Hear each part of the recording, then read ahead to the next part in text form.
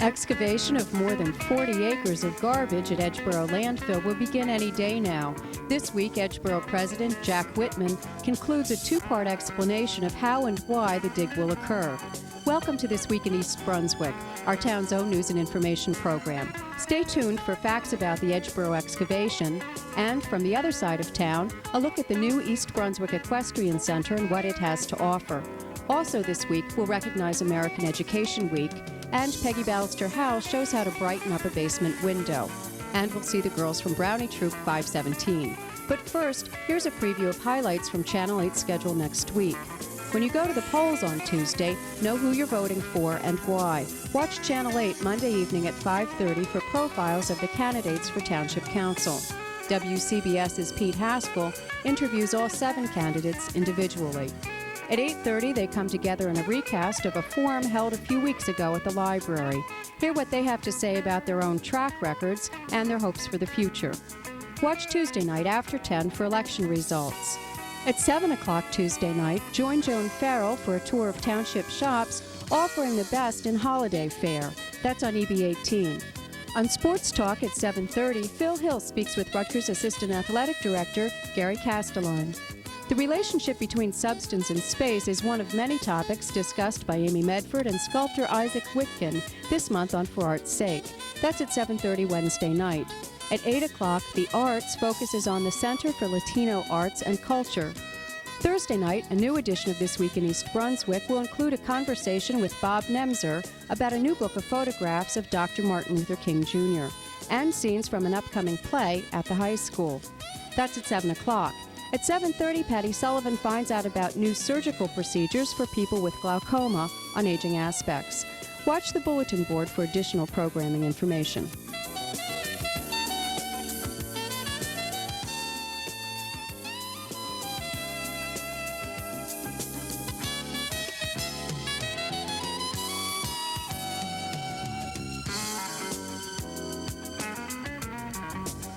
Hello again. I'm Michael J. Opoleski, Director for the Township of East Brunswick's Public Works Department. We are once again here with Mr. Tony Riccobono, Councilman, and Mr. Jack Whitman, President of Edgeboro Disposal. If you remember last week, we were discussing the disturbance permit which will be taking place at Edgeboro. We covered many points last week, and we did not totally cover the total permit and some of the other parameters which will be dealt with.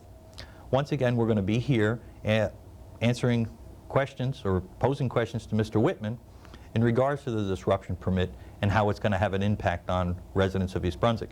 I'd like to again turn it over to Mr. Riccobono to lead us off and get back into some of the air quality problems and other safety issues that we're dealing with. I think basically what you had started to elucidate on were the possibilities of odor problems and what was being done to remedy them and to contain them.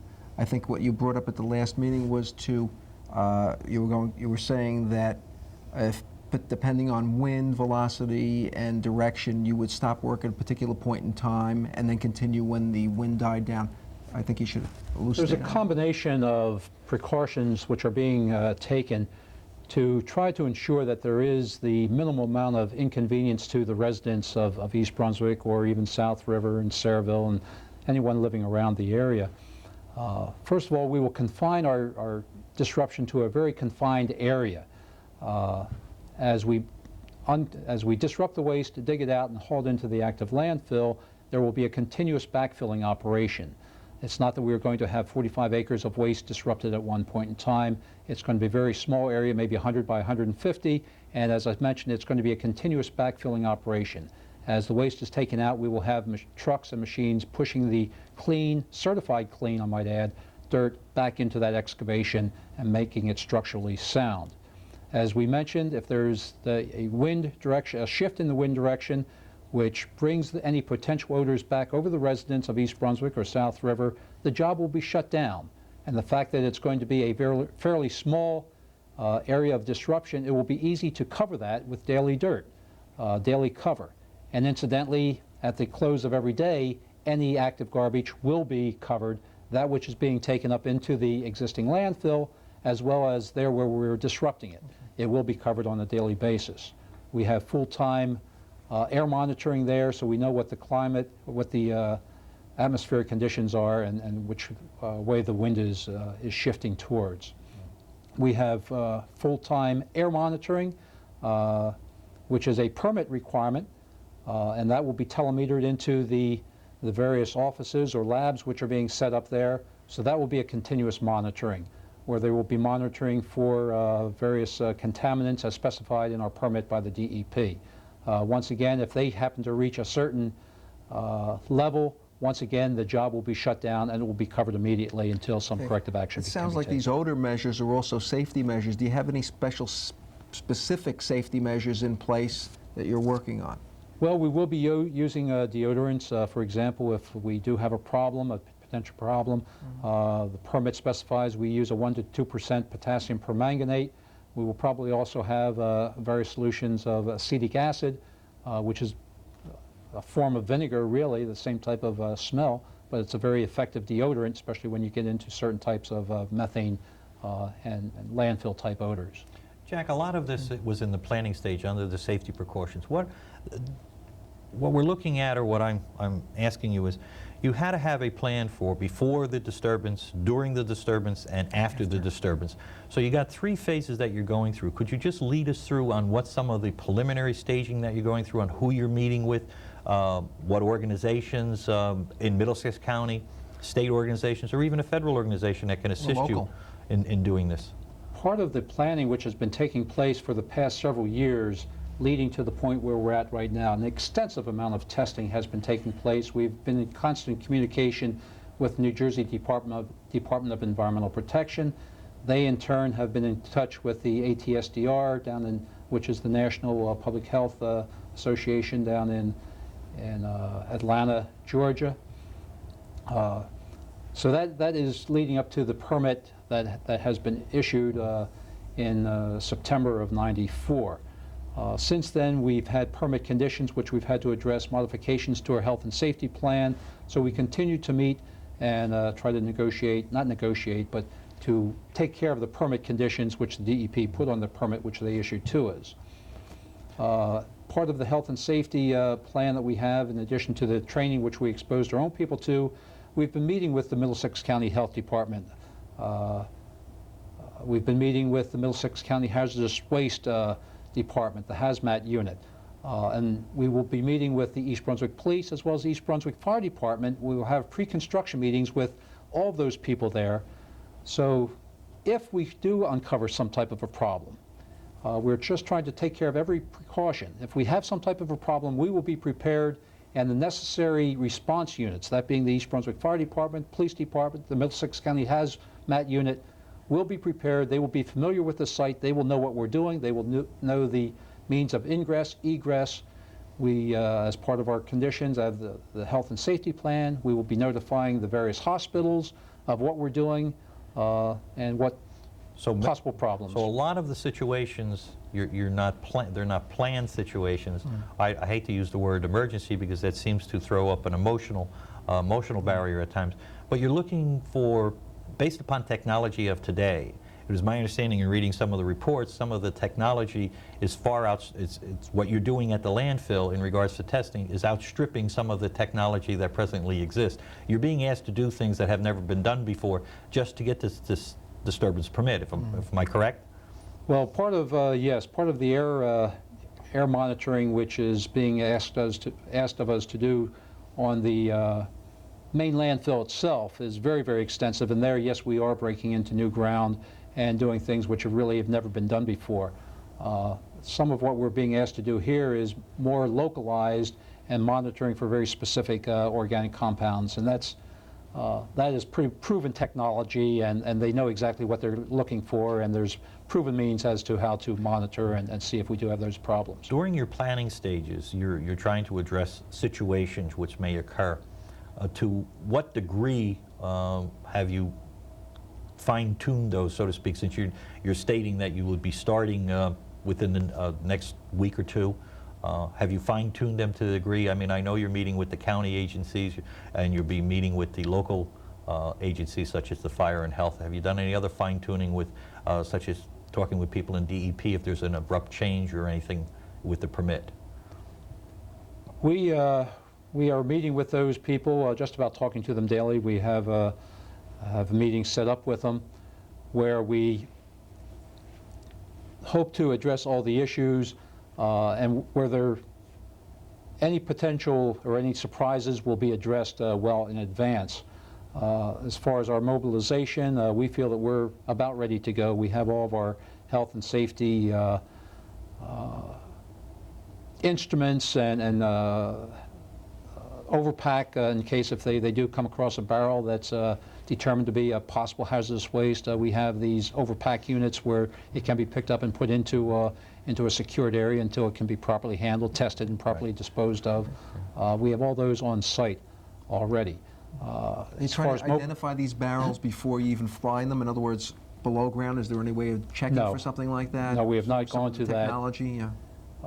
What we have been doing, we have done an extensive number of test pits, which led to approximately 50 waste samples, which have been sent to laboratories, which have been tested for a whole array of various components, none of which have come back hazardous.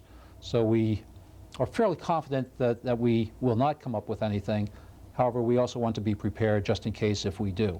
Well, certainly some things may show up as minimally hazardous. A can of Easy Off deposited in the landfill 20 years ago exploding could be a hazard to somebody working at the site. I'm surprised you haven't come up with something like that. Yes, it's hazardous, but in the overall realm of things, it's not going to give off. It's hazardous to the individual who might come in contact with it. That's what I'm trying to say. But it's not going to be that hazardous to the environment where it's going to emit toxic fumes, which might get in a wind stream and go on downstream. Potentially go a great distance. Off-site, exactly. Right. So we're saying that the situation that you're dealing with would be contained in the area. It's not going to be where the general populace in the area would be affected. The only one that possibly may be is an odor problem because it is decaying waste that you're dealing with. Odor problem, and we are making the necessary precautions that if, God forbid, if we do uncover something where we would have to, we have air signals that would evacuate the area with blasts of air horn. Any people living in the area would be notified in person. We would have people dispatched to their homes to make sure that they are properly evacuated, and we will have the assistance of the local emergency response people as well. This is something you have to be ready to do. You don't necessarily see any potential for this. We do not see the potential. However, we are being prepared that if we do have to exercise that, we are prepared to do it. Would it be safe to say you're trying to cover all bases ahead of time? That's exactly what we're trying to do, exactly. Okay. I read within the plan in regards to some of the safety precautions on what you're doing is that you have to have an extensive public education program, and I believe that's part of what we're trying to do here today, is to bring people on their awareness level a little bit higher of what the disruption permit actually means. One of the things that we haven't yet discussed is what the long-term area will be. After you remove all the waste, what is that area then going to become? It's not going to become an area where additional waste is going to be disposed of, is it? No, it's not. As a matter of fact, it's earmarked. Right now it is owned by Edgeboro Incorporated, one of our companies. Once it is cleaned up to the satisfaction of the DEP and ourselves, as well as the MCUA, it will be turned over to the MCUA, and it is deed restricted, where it will be used as a conservation easement. It will never be built upon or developed as a landfill. It's strictly as a conservation easement, and it's very, very restricted, and that's really controlled by the MCUA and the DEP as to the final destination of that. How large of an area are we talking about? I mean, everybody's talking about a 150-foot buffer. I mean, is that the area we're talking about, or is it more extensive than that? It's more extensive than that. The 150-foot buffer is right on the other side of Weston Place, here. What will be part of the conservation easement is this entire Area 6, as well as the 400 feet of Area 5, 400 feet, which is closest to Edgeboro Road. Of the 45 acres, what would be an estimate? I don't know. I'm not trying to pin you down to exact dimensions. What would be, of the 45 acres that you're going to be disturbed, how much would fall into this conservation easement that you're looking at? It looks like about maybe 25 acres would be conservation easement. So almost half of what you're doing would be close to half of the area that you're disturbing. Correct. I think that's a good idea. And I might point out that the balance of Area 5 is not owned by our corporations. For example, the Middlesex County Utility Commission already owns a good portion of this here. This is a privately owned trucking company yet, so we will be going on his private property, cleaning that up, and the balance of this is owned by the Middlesex County Utilities Commission. So it's not our own private property that will be cleaned up once it's cleaned up, or once it is excavated. This is owned by us, but as I said, it's already been deeded to the MCUA and part of our settlement negotiations with the condemnation of the landfill. So the plan is a comprehensive plan, and it'll address the issue as we presently see it, not 1 year, 2 years down the road, but 5, 10, 20, 30 years down the road, where you're eliminating a potential hazard. And that's the best we would put it this time. For the long pool, what we're doing is the best thing. Physically removing the waste and putting it up inside the environmental protection of the cutoff wall, where we have monitoring wells, leachate collection. The methane is being collected there, and at this point in time it's being flared. Hopefully we'll be putting that to commercial use. I might point out that this is just areas 5 and 6 of waste outside the wall. There are additional areas which are presently being addressed by a remedial investigation. That report is not out. But these are the areas closest to the homes. These are the in town. areas closest to the homes. We accelerated that report to get it out because of its close proximity to the homes, to the industry that's there on Edgeboro Road. So we accelerated, got that report out early. So you see remediation is the best way to go. Removal is the best part of the remediation as opposed to capping. The 3 alternatives were to do nothing, to encapsulate it in place, cap it, and possibly put a wall around it, or to physically remove it. Physically remove it is environmentally the best way of handling the waste. And that was agreed to by DEP. So DEP. the best solution is what you're presently pursuing. That's correct. Okay. I'd like to thank our guests, Mr. Jack Whitman, President of Edgeboro, and Mr. Tony Riccobono, Councilman, for this discussion, and I hope the information can be utilized by the residents of East Brunswick to give them an awareness of what is happening and the precautions that will be taken during this disturbance. And we thank you. For more information, call Joan Dorian at 908-254-7676. Before 7 or after 4:30, call 908-214-2759. Hi, I'm Patty Sullivan, and I'm the Outreach Coordinator for the Township. And I'd like to introduce you to the Director of the East Brunswick Department on Aging. This is Fran Galena. Thanks, Patty. We're here today to tell you about a special day that's going to take place at the East Brunswick Senior Center. The holiday season is quickly upon us, Thanksgiving being the official launch of this year's holiday season. Unfortunately, there may be many seniors in East Brunswick who do not have family close by, and may be looking at a Thanksgiving dinner that might be quite solitary. So if that's the case, we want you to know about a Thanksgiving dinner that's going to be held at the Senior Center, thanks to the good works of Patty and her volunteers. There's some special information about that event, and I'm going to let Patty tell you all about it. Thanks, Fran. Basically, you have to be a senior, 60 years of age or older, to join us. If you are alone and have one child, you're welcome to bring that child with you as well. I'm sure the grown-up child, of course. We're going to serve a full 6-course dinner. There'll be turkey, mashed potatoes, all the dressings, a big buffet of desserts, a good time, music, laughter. The cost is $7 per person. You do need to make reservations. That's very important. You can call the Department on Aging at 390-6809 and leave your name, your address, and your phone number, and you'll then have a spot for Thanksgiving dinner at the East Brunswick Senior Center. Thank you very much. Hi, my name is Powell Sachs. I'm a chemistry teacher at East Brunswick High School, and I'm here for American Education Week. Tomorrow's roll call: Andrews, Baumwell, Cox, Dumfries, Evangelista, Goldberg, Hubert, and Kwan. They're the roll call of the future. They're in our schools today. They'll be in the workforce of tomorrow. They'll be the pink, blue, and white collar workers in the years ahead. They'll be our leaders. Will they rise to the challenge?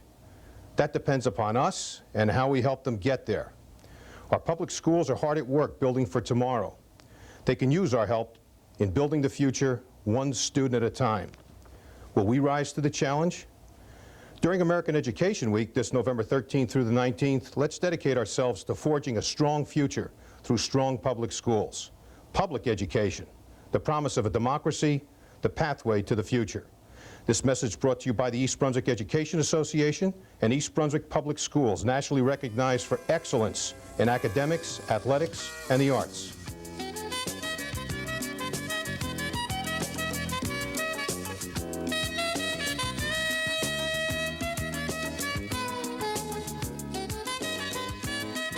Hi, welcome to Blooming Acres. I'm Peggy Ballister-Howells, and I'm sitting in a hole.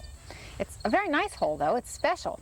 It was designed to give me light in my basement office, and we put in these sliding windows and dug this gigantic hole and put the railroad ties in so that instead of just looking out into a hole, I get to see beautiful flowers all summer long. You can see these petunias have really thrived, and I think that this has sort of created a heat sink and has kept it even warmer than outside of the window well, and so even though we are now in the middle of October, these petunias are still doing quite nicely. I was particularly pleased with how a number of roses did in here. You can see there's one rose bush over here that's still blooming magnificently, little tiny miniature rose, and I thought that since the two did so nicely that I would add a few more. Down here I'm a little concerned that maybe they won't get enough light, but I'm going to try it anyway because I did have a couple of azaleas in here in the spring and they did not do well. I think that they got fried, so we're going to try to put a couple of little roses in here. We also have some candy tuft in here that blooms in the spring that gets some nice flowers, and there's a number of different kinds of spring flowering bulbs. So this has interest for much of the year and really is a pretty little garden and is a whole lot nicer to look out on than say just if we had the railroad ties without the beds. Now down here we have two small beds that are difficult for you to see, but what has been done is we've created a layered effect with these two small ones here, this bed up here full of petunias, and then the upper layer with the chrysanthemums in it. Now you can see here I have 5 little miniature roses, and I'll put 2 down on this level, which I'm hoping that they will thrive. And then I've got 3 more that I'm going to put here. One should go right about there. We'll put one up front in the middle, right about there.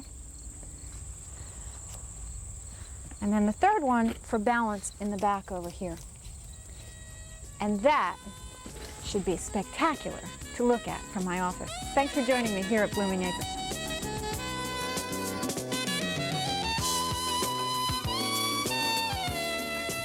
Hello, I'm Robert Flood, President of the East Brunswick Principals and Supervisors Association. Their future is our future. What does it take to build a bright future? A vision, a mission, and a strategy. But most of all, it takes strong people power. Right now, in classrooms across the country, that people power is in the making.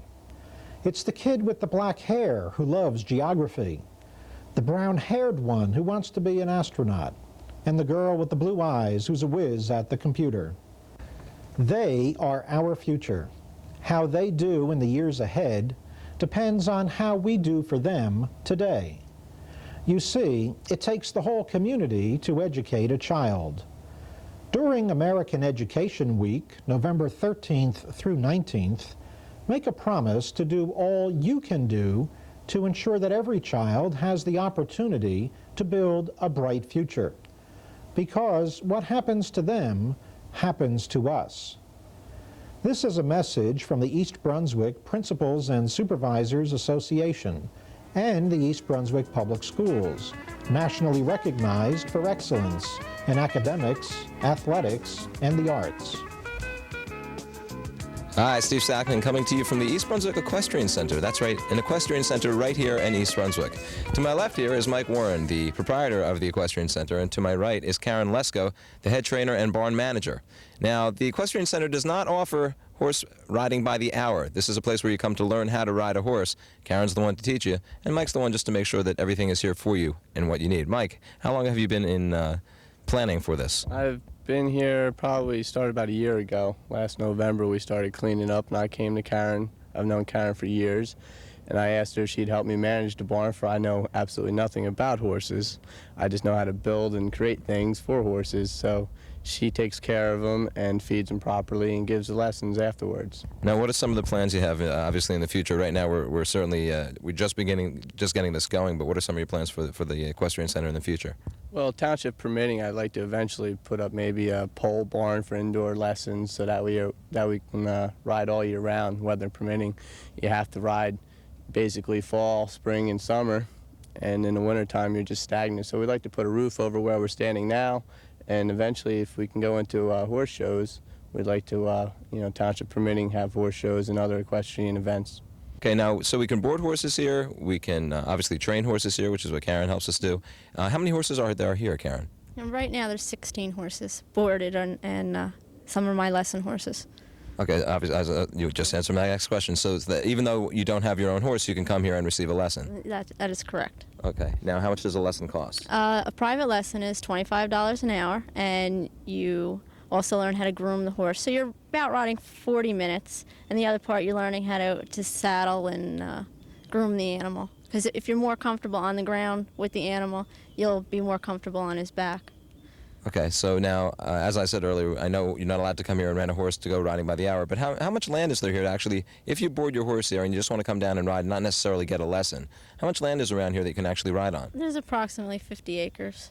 And just of different types of terrain for which you can go all around. Okay, now take me, if you can, step by step through a lesson. What's the first thing that you do if somebody's a beginner who's never ridden a horse before and they want to learn how to do it? Well, first we go out and I teach you how to catch the animal in the field. Then we bring him in the barn. I show you how to groom the animal, saddle, and then we come out in the ring and I put you on what's called a lunge line. And I have the lunge line and you go around in a circle around me. And this way you don't have to worry about controlling the animal. We work on your balance. We do balance exercises like hands on your head, hands on your hips, twist from side to side, getting you to move around on the horse so you're comfortable. And then later on, then we add the reins and let you on your own. And I would imagine that jumping is probably one of the last things in which you let one of your students do. Well, thank you, Karen, and thank you, Michael, for inviting Channel 8 down here today to the East Brunswick Equestrian Center, which, by the way, is located on Fresh Ponds Road here in East Brunswick, right next to Gia Marie's Farms, where you probably also have picked your pumpkins. Thanks a lot for watching. Steve Sackman for This Week in East Brunswick. We end tonight's program with some shots of the girls from Brownie Troop 517 from Frost School. They came to the Channel 8 studio this week. Thanks for watching.